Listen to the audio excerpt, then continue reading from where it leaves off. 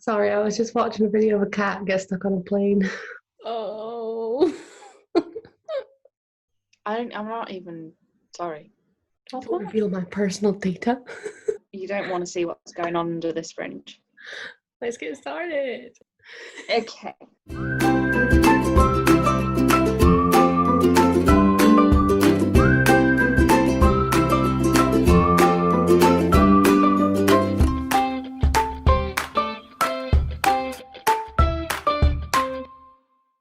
Hello and welcome to Uphill from Here.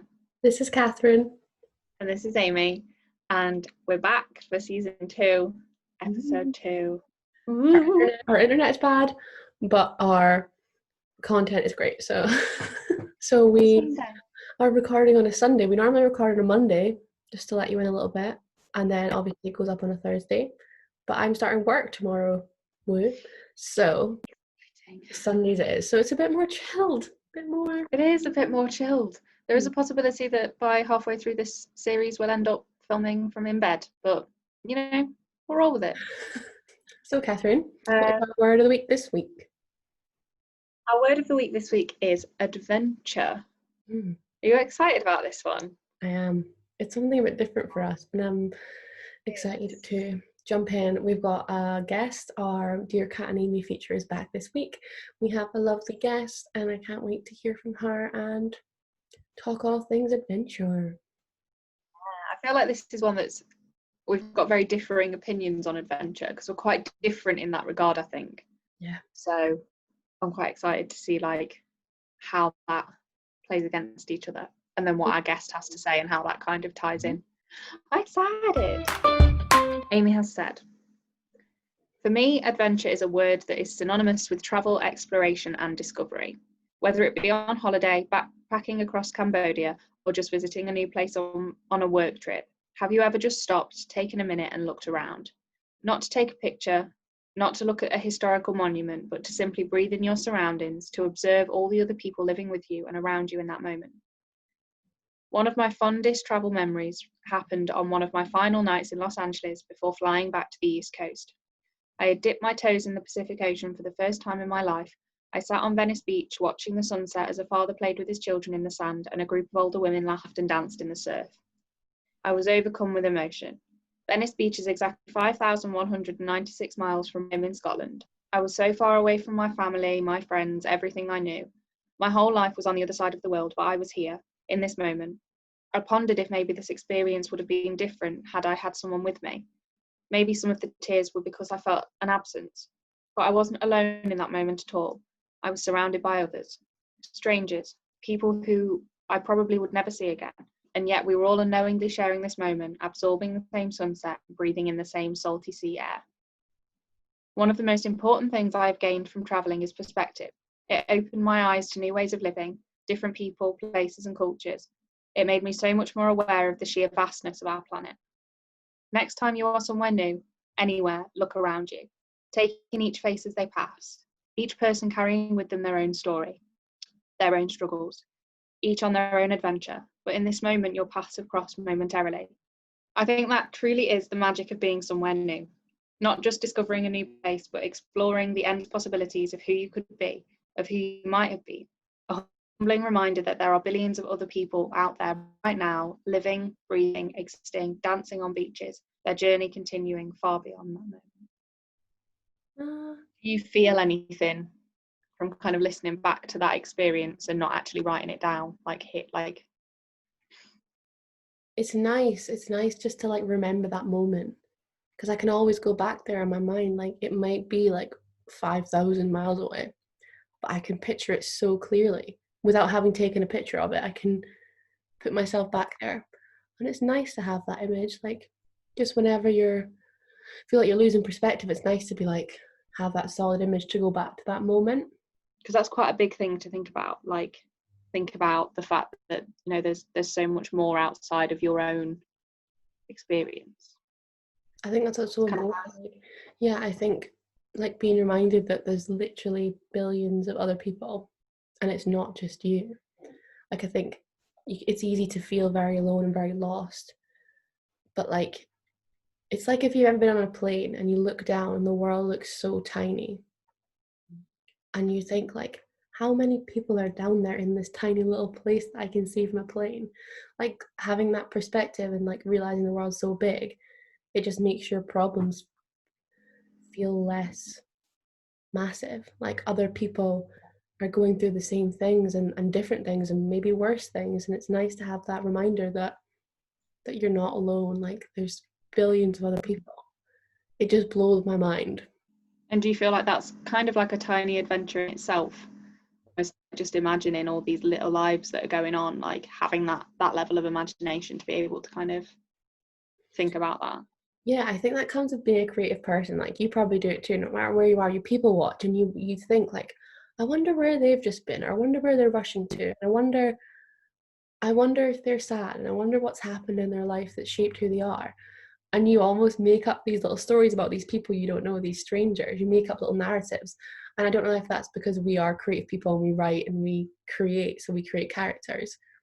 But it's almost like the possibilities are endless of who those people are and where they've been and where they're going. And then you realize, like, that's the same with me. They walk past me and they don't know where I'm going. And it's like all these little stories. I just think it's lovely to like just sit and people watch sometimes and just think, I could have been any one of these people. What do you think the next adventure is that you want to go on? What's kind of in your head as the next adventure that you take? Oh, I don't know. If it was like a place I wanted to go to, I would want to go to New Zealand, obviously, like to see B and Fiona. I'd love to travel like Australia and New Zealand. I'd love to travel like Bali, maybe more of the States. But like right now with like COVID, like for a lot of travelers, adventurers, it's not possible. So I guess like for now it's figuring out, I'm going into like going back to work on Monday and it's figuring out how the theatre industry is going to work and going to look in this new world. Like that's an adventure itself. It's that discovery. It's going somewhere unknown and discovering something. So that's exciting, and I'm looking forward to like going on that little journey. Yeah, it's just I don't know what to expect, but I'm excited for it. I'm willing to learn and to adapt. So yeah, it's fun. Almost like a little life adventure, isn't it? Like a day-to-day life adventure of like new job, new people, new experience. My last kind of question that stemmed from your letter was where you talked about how adventure to you is synonymous with travel, discovery and exploration. Do you think that discovery and exploration kind of extends to personal exploration and discovery as well? Do you class that as an adventure? Like I kind of mentioned, travel I think is a catalyst for self-discovery.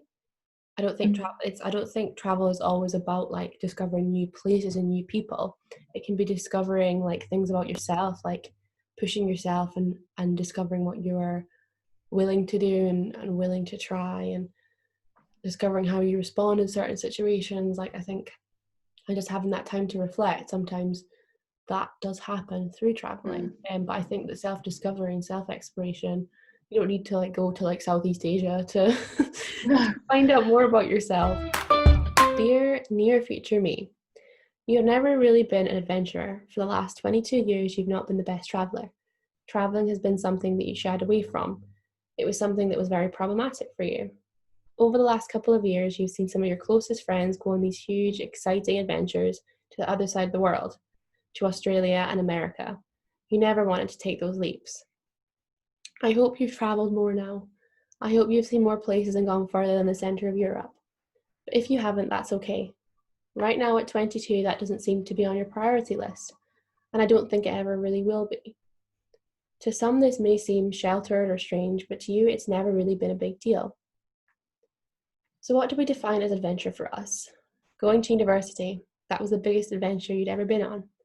Deciding one day after a friend jokingly said, move in with me, to say okay, and by the next year have up sticks, left home again, and moved to a brand new city that you knew nothing about. Finding adventure in the relationships that we make with people, taking a chance to enjoy ourselves in that moment and go on an emotional adventure with someone. Nature. We've discovered in recent years that we find adventure in nature with ease. We see the beauty and the bigger picture and where it could go. That can be found standing on a beach in Scarborough in the freezing cold, looking out to sea and thinking about how vast that space is. We find adventure in imagination, looking beneath what we see on the surface and imagining what has gone before and what will come after. And we find adventure in change, things that need to change and how you can make that happen. We find adventure in new experiences, however small. We find our adventure at home. We always have. I hope we still find our own little adventures in every day. Hope you're enjoying your current adventures. Love, 22 you. Yeah, because I didn't really know what to expect from your letter, because I know that you're not like a big old adventure travel person. Like, that's just not you. But I liked what you brought to that. I think you've kind of touched on a similar idea to me about just going somewhere new and looking out in nature and towards the sea. Do you think that sometimes do you think you talked about that vastness looking out to sea in particular, which we both is the image we came up with, even though one's in Scarborough, one's in LA, like it's still that same, the sea is like never ending. Do you think that sometimes seeing that vastness is scary? A little bit.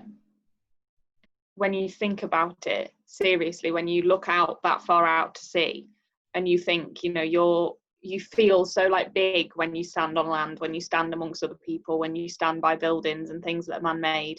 And then the thought of being out at sea and realizing that you are just a speck, that no one would be able to see you, like from land, no one would be able to see you at all in that vast space because it is so massive.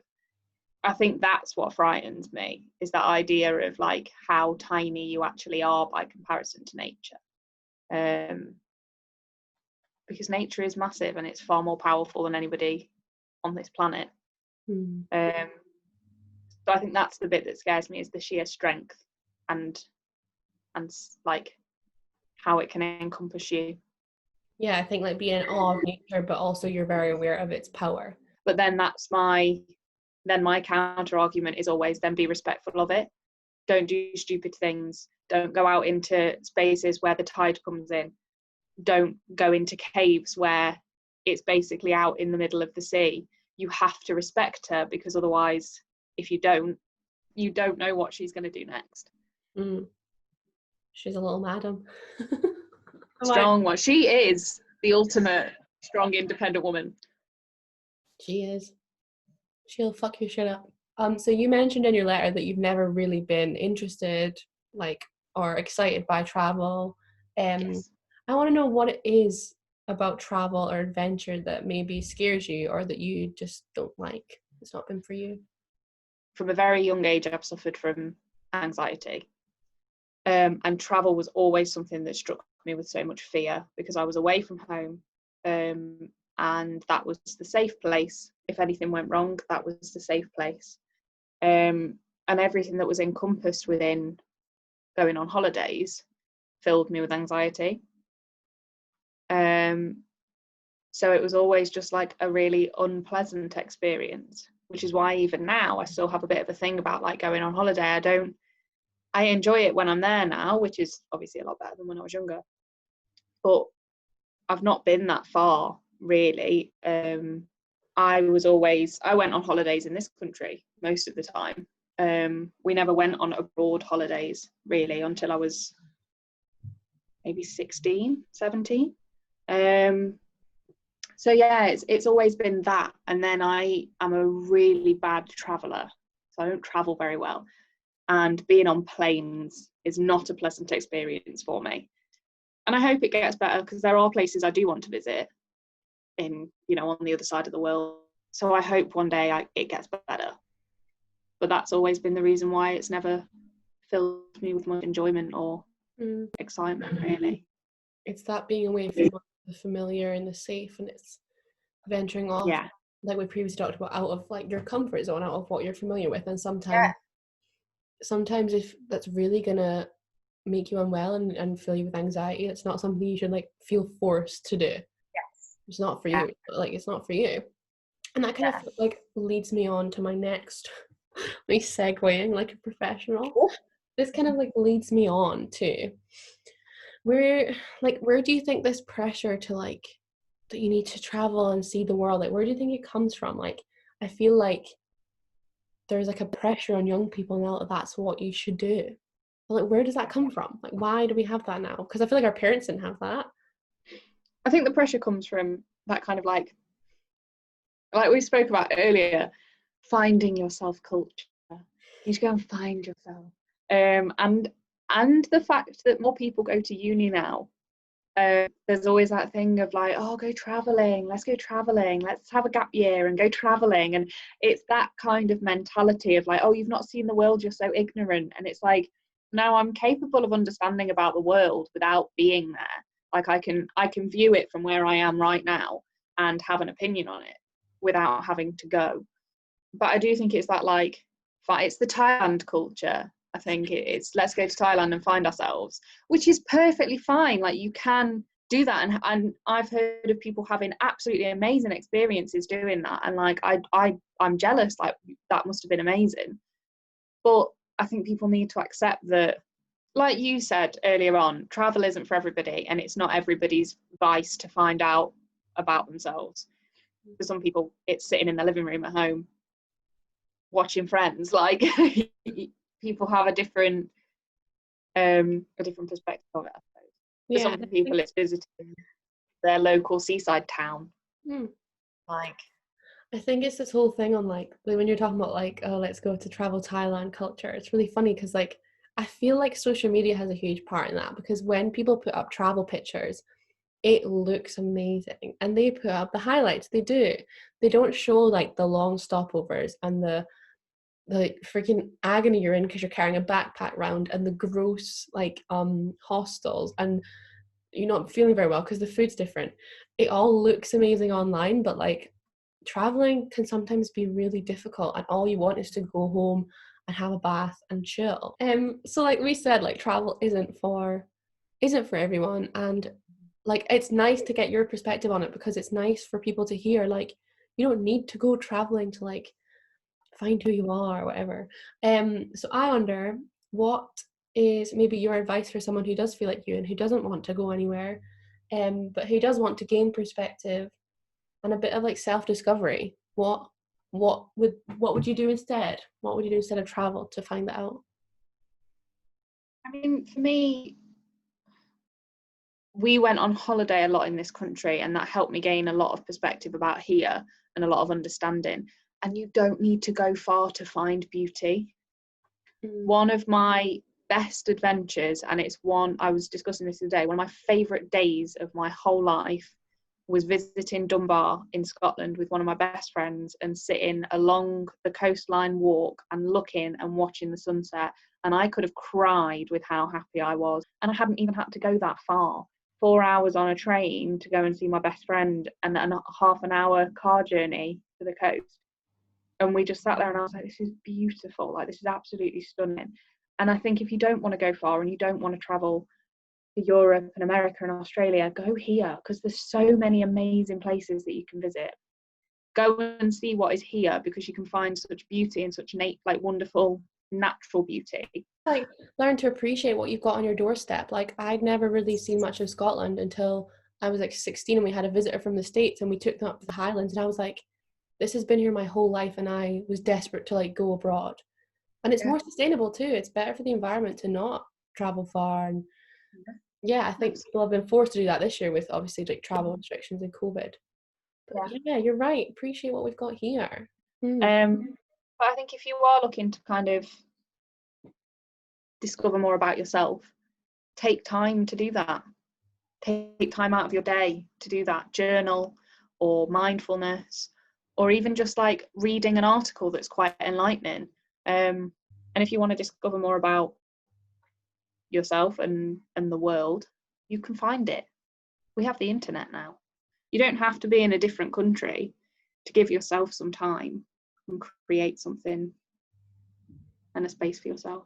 Yeah, I think that's so true. You just made me think, like with the journaling idea and the mindfulness, like I do like the idea of like actually like exploring yourself. And people like, I don't know why people think they're going to find themselves thousands of miles away. Like, you're right here. I think now's a good time to move on to our guest of the week. So, when we talked about adventure, I was like, literally, this person popped to mind straight away. The most adventurous, courageous person I know. I met her when I went to do Camp America 2 summers ago. She's from New Zealand, so literally the other side of the world. Um, and she was one of the most influential people in my life. She changed my life. She's brilliant.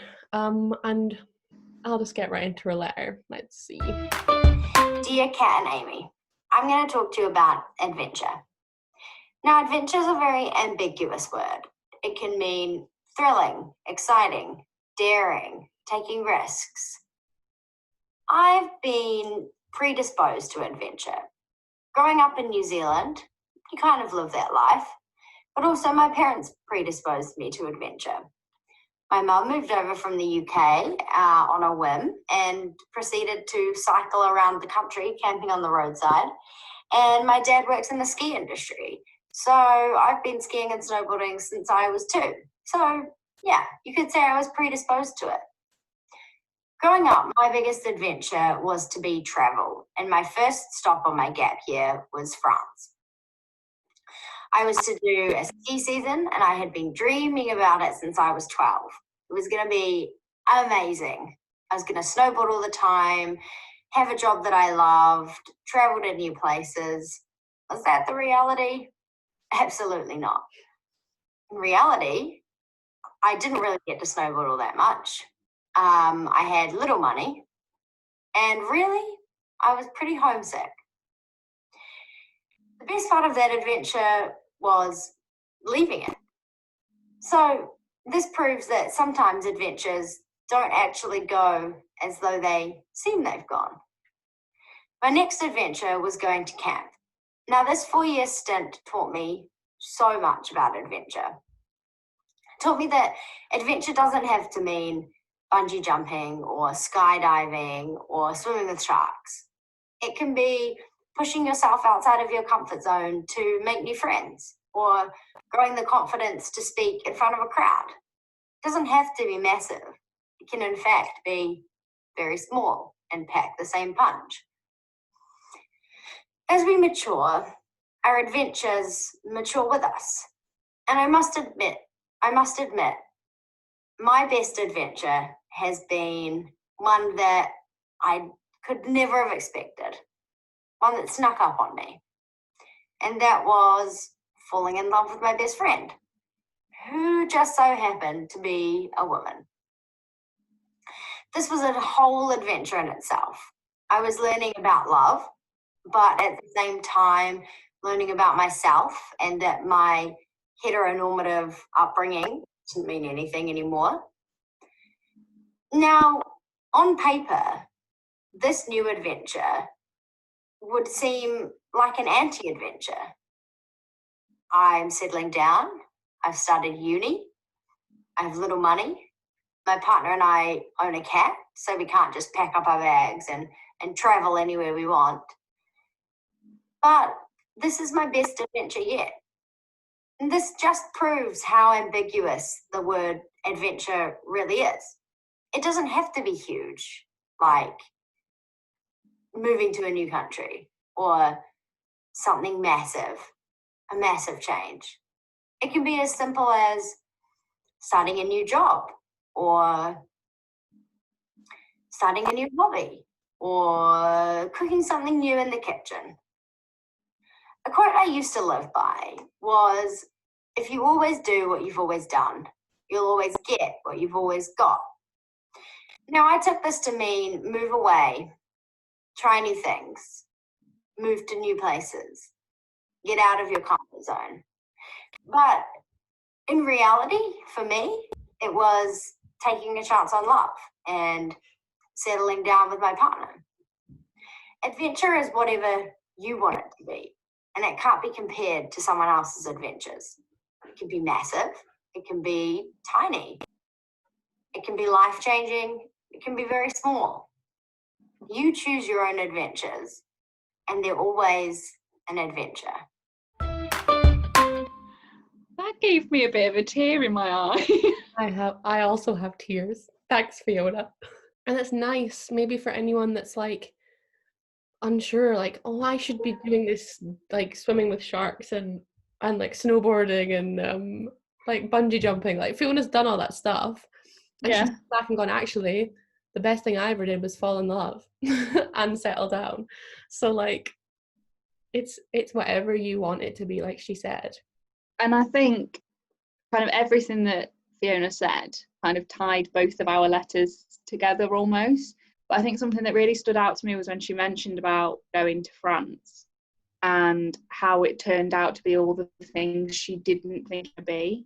And I think that is when traveling makes you find yourself, because you realize life is hard, things go to shit, things don't go around, and sometimes you really miss home. Yeah, I think you're right. Like when you're traveling, like it does give you that appreciation for back home and for the people there. So when you do come home, you're like, oh, I've missed this, and it's nice sometimes to be away from there so you can appreciate it.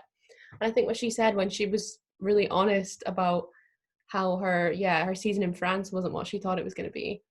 It's important though, because those are the times that they might not be the glamorous bits that you put online when you're struggling, you're homesick and you're underpaid and overworked. But those are the things where you discover about yourself, you discover resilience, and you find strength. And what stuck out to me was that little quote that she mentioned. What was it? If you always do what you've always did, you'll always get what you've always got. Yeah, I love that. I love that.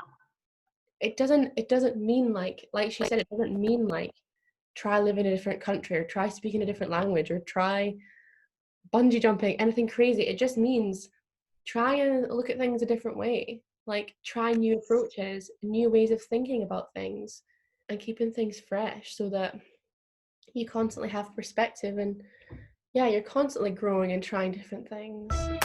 Thank you very much to lovely Fiona for her little letter on adventures. We appreciate you. Thank you everyone at home for watching and listening as well.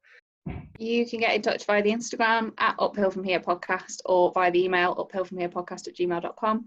So thank you very much for watching, and thank you so much to my internet provider for being so great. We'll see you very soon. Bye.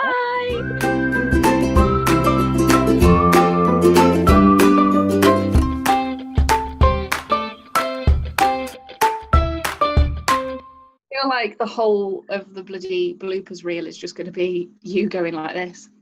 Mm-hmm.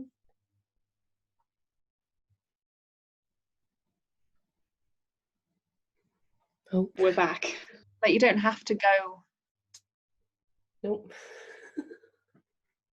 It's a really cute face. Aww. Oh, now where have you gone?